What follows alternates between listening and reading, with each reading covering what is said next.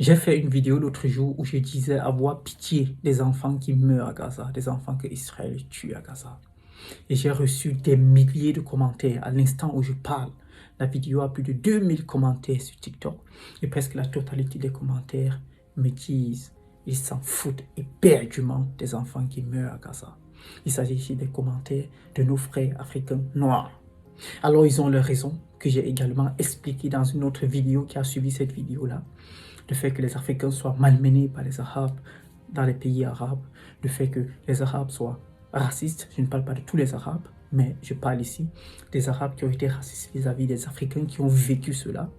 J'ai raconté également dans cette vidéo la traite arabo-musulmane qui a commencé au 7e siècle, qui s'est terminée au 20e siècle. J'ai cité beaucoup de raisons pour lesquelles nombreux sont les Africains qui pensent ainsi. Alors j'aimerais dans cette vidéo rapporter quelques éclaircissements. Mais avant de faire cela, j'aimerais que vous regardiez ceci. Regardez cette vidéo des Sénégalais qui se lèvent et crient « Free, free Palestine, free, free Palestine ».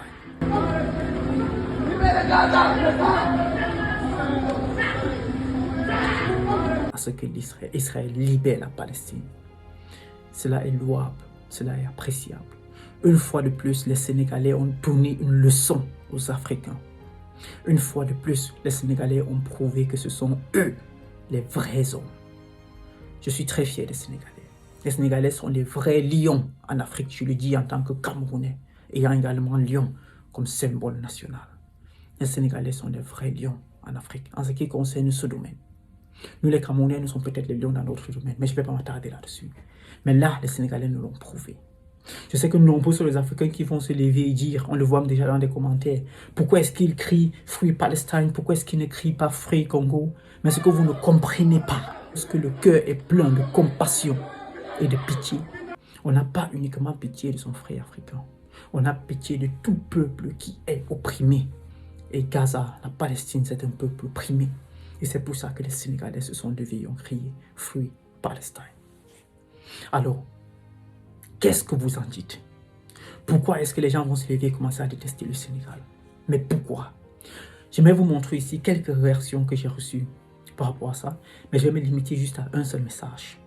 Un message pour vous montrer la vraie façon de penser de l'Africain. Regardez ça. C'est un Ivoirien qui m'a écrit ce message. Et vous voyez, dans son cœur, on sent de la rage, on sent de la méchanceté. Et en plus, il me traite de Camerounais. Ça veut dire quoi? Ça veut dire que nous, les Camerounais, nous sommes des chiens. Parce que tu vois qu'il ne s'adresse même pas à moi uniquement, mais dans son message, on sent qu'il s'adresse au peuple camerounais. Et c'est pour ça que je vous le dis. Si on tue de l'humanisme dans le cœur, si on ne bâtit que de la haine dans le cœur vis-à-vis de d'autres peuples, c'est pas vis-à-vis de nous-mêmes qu'on aura de l'amour. Oui, croyez-moi, je vous le jure à 100%. C'est pas vis-à-vis de nous-mêmes qu'on aura de l'amour. Vous allez voir que les mêmes gens qui pensent comme ça, ils vont s'en foutre demain si c'est un Camerounais qui a des problèmes, si c'est un Burkinabé, si c'est un quoi que ce soit, ils s'en battent les couilles. Et ça ne se limite pas à là. Lorsqu'on va rentrer dans le propre pays, vous allez également voir les guerres de tribus. Il va s'en foutre quand une autre tribu sera dans les troubles, sera dans des problèmes aussi longtemps que sa tribu est tranquille, il sera en paix. Et ça ne se limite pas à là. Même quand on va rentrer dans sa propre tribu, il va s'en foutre des autres villages que sa propre tribu. Aussi longtemps que son village sera tranquille, les autres villages peuvent mourir, il n'y a pas de problème. Ça ne se limite pas à ça. Lorsqu'on va rentrer dans son propre village, il va s'en foutre lorsque d'autres quartiers auront des problèmes.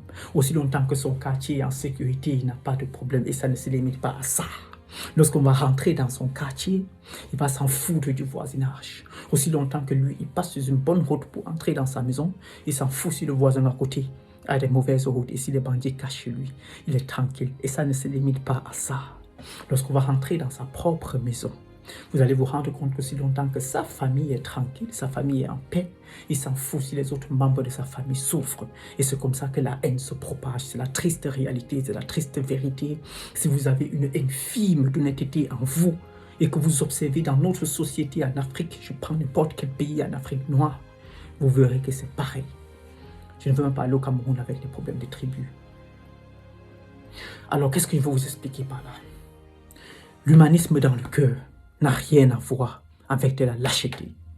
Certes, nombreux parmi eux sont méchants. Certes, nombreux parmi nous sont méchants. Mais notre humanisme ne doit pas se limiter à nous, à un cadre précis.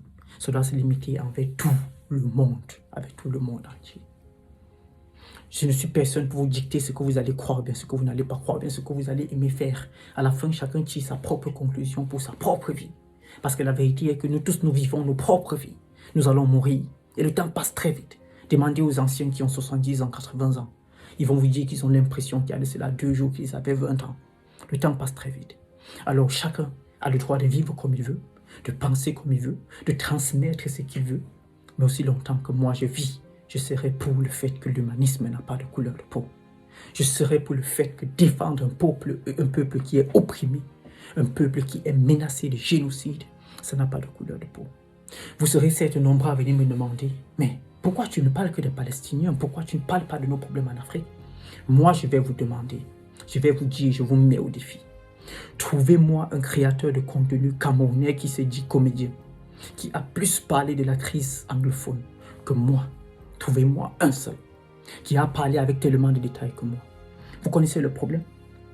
Le problème, c'est que les vidéos que nous avons faites sur la crise anglophone, j'ai dit non parce que j'ai travaillé avec 3 autres personnes, avec mon grand frère, le Johnnick, et avec 2 autres filles, 2 autres ravissantes, intelligentes camerounaises qui ont donné de leur temps pour qu'on fasse les recherches et créer ce contenu. Si vous allez sur mon compte, dans 2024, vous allez voir toute la série de vidéos que nous avons fait là-dessus. Ces vidéos n'ont malheureusement pas de portée. Ces vidéos n'ont pas de portée. Vous allez voir des vidéos avec 14 commentaires qui parlent d'un sujet aussi sérieux. Parce que nous, les Africains, je vais m'attarder sur les Camerounais. Nous, les Camerounais, nous sommes plus intéressés par des sujets de divertissement, pas des sujets de divergence. Lorsqu'on va parler d'un sujet sérieux qui nous concerne, allez, mimip, on a fiché le camp.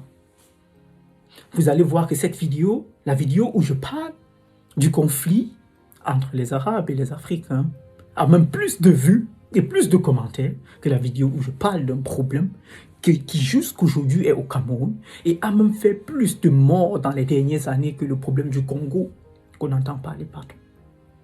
Depuis l'année 2022, on parle d'à peu près 3000 morts au Congo. Mais depuis que ce conflit a commencé au Cameroun en 2017, on est à plus de 6000 morts. Et ce sont des chiffres qu'on estime. Ça veut dire que c'est même peut-être plus. Allez dans mon compte, vous verrez. Alors non, je ne me limite pas uniquement à avoir pitié des Arabes. Je ne me limite pas uniquement à avoir pitié des enfants qu'on tue, qu'on brûle vivants dans le Moyen-Orient. Mais j'ai également pitié des gens de chez nous. J'ai également pitié de moi. J'ai également pitié du Cameroun. J'ai également pitié de l'Afrique. Car la pitié et l'humanisme dans le cœur n'a pas de couleur de peau. Soit vous voulez comprendre ça, soit vous ne le comprenez pas. Sénégal, REC. Je suis tellement content des Sénégalais. Continuez comme ça et vous êtes un exemple pour tout Africain. Les Sénégalais qu'on connaît, qui ont souffert dans leur histoire. Plus que beaucoup de pays africains, je ne dispute pas avec vous. On connaît l'histoire des tirailleurs sénégalais.